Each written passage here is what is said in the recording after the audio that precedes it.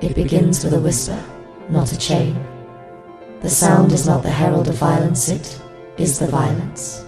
Distilled into tonal sugar so saccharine, it burns the tongue without the tongue's consent.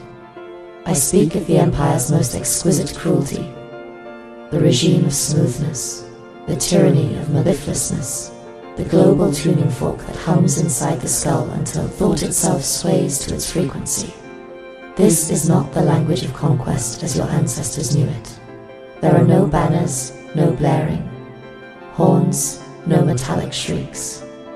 This is conquest by lullaby, a seizure of the nervous system through the sonorous narcotic of agreeable speech. The rulers have long abandoned the coarse instruments of terror. They have learned the superior potency of calibrating the pitch, until dissent sounds like disease. Understand, the human animal is not persuaded, is acoustically domesticated. The ear, that fragile vestibule to the soul, is the new seat of political dominion. A civilization can be conquered not by argument, but by saturating it in one frequency, so that all else feels intolerable, like sand in the teeth of the mind. It is here we find the empire's masterpiece, harmonic emulsion, a liquid without taste, poured invisibly into every channel where words flow. Its purpose is not persuasion, but the elimination of resistance's very habitat. Speech against the order does not merely fail, it becomes a biological impossibility. The throat tightens, the diaphragm revolts, the body rejects its own uprising before the thought can even become audible. And in this refusal to voice, the unspoken perishes unborn. You think, perhaps, that this is metaphor. No, this is engineering wavelengths, tuned with the precision of surgery. The architecture of cadence itself, designed to cradle compliance. The medium does not carry the message it redefines. Reality's terms of arrival observe the sleight of hand. Content remains theoretically free. But timbre is policed like a border. One may speak against the emperor, so long as one does so in the emperor's voice. The revolutionary who shouts becomes a madman. The reformer whose tone stutters is a barbarian. The dissident who quivers is a phantom.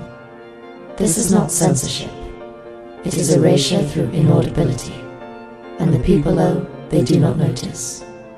They are lovers of their own imprisonment, addicted to the pleasing balm of tonal uniformity. The voice that diverges feels not merely wrong, but repellent. It produces nausea in the gut, a physiological betrayal of one's own capacity to tolerate. Rupture. This aversion to dissonance is the perfect guardian of the order. You recoil not from the lie, but from the manner in which truth dares to speak. The empire has weaponized euphony, refined it into a political anesthetic. Ideas are delivered in pre-approved sonic containers, polished to a gloss so seamless that interrogation itself slides off the surface. Truth becomes the cargo of sound, and sound becomes the warden of truth. Here is the abyssal genius, the revolutions. Lexicon remains intact, every word still lives in the dictionary. But the nervous system has been trained to choke on them unless they are sung in the key of the ruling class. Entire languages of opposition exist in potentia, yet are neurologically inaccessible. It is as though the library of revolt has been translated into a pitch the ear no longer hears. Thus, the empire does not destroy your words. It destroys the acoustic possibility of your words. The prison is not the wall around the sentence, it is the pitch of the sentence itself.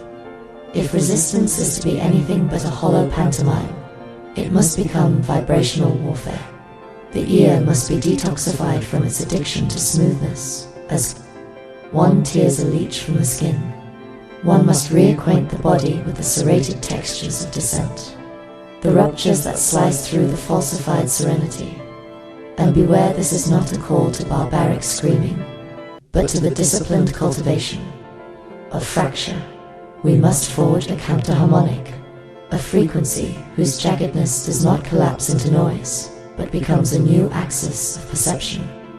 We must shatter the empire's glassy overtones, so that the raw timber of thought can again be heard.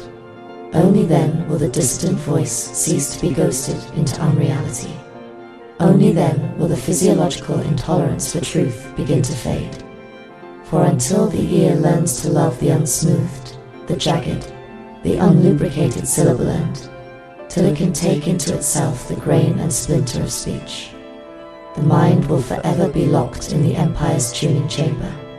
The world will tell you, harmony is beauty.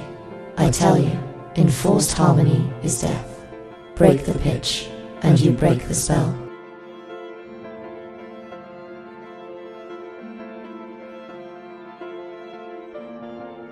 To read the raw excerpt discussed in this video, along with a more detailed analysis, please visit our Substack page at https://substack.com/@AETHYRICPHRONTISTERY. Link in bio.